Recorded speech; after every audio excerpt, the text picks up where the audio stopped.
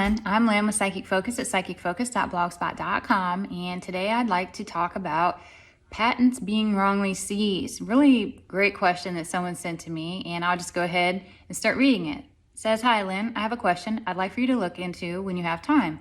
It's about something Stephen Greer, a guy in ufology, had said. He had spoken before that the powers that were aren't so much against letting information about UFOs get out. What they really don't want out is the back engineering of this technology that's led to breakthroughs in anti-gravity and free energy, which the elite don't want out," which I thought was really an interesting take on that. He then commented that tens of thousands, I do not remember the exact number, of patents have been seized by U.S. governments falsely under national security. Do you see a large number of patents seized under false pretenses and people threaten to have patented groundbreaking inventions? Also, is this something that is happening regularly, or is it very rare? Lastly, if it's happening, is there anything these inventors can do to get their inventions out without putting themselves in jeopardy?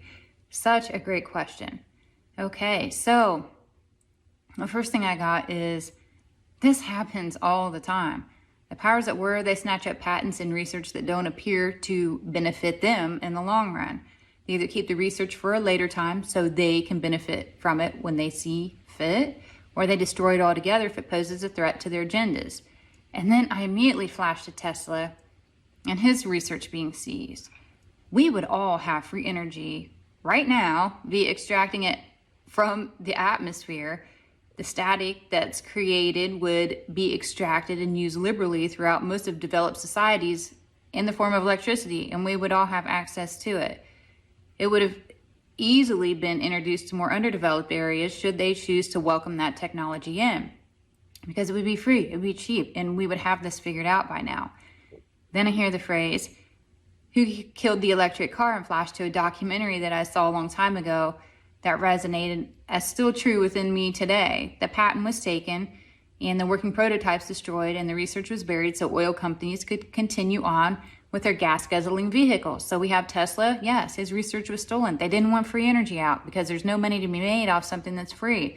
They don't want an electric car out there, at least at the time when this was done decades ago, because gas companies, they wanted to make their money. The oil companies, they wanted to make their money. So if you have something that doesn't use their product, they lose it. So what do? They seize it and they destroy all of the patents and the research and all the kind of things with that. And then I got that this also happens all the time in the medical industry, because money's not made off natural healing, lifestyle changes, or curing a disease. People such as the inventor of organ energy, William Reich, were persecuted for sharing their healing devices. Most, if not all times, the research is stolen as evidence to never be seen again. And then I hear how many homeopathic doctors or doctors who have discovered cures end up missing or committing suicide or some other thing like that. And all in all, the above are just a few examples of the many instances in which this behavior occurs. It's true that they don't want people advancing in areas that they haven't necessarily approved, or maybe they're not in that sector to where they're going to benefit financially from it. Regardless, they all have their motives for why these things happen. They also don't want people to believe in a higher power that they're unable to control or influence by our man-made 3D fears. So if you believe in some kind of healing that is not something that they can control, they're not going to promote it because they can't make money off of it. And really the root of most evil is money, or the love of money.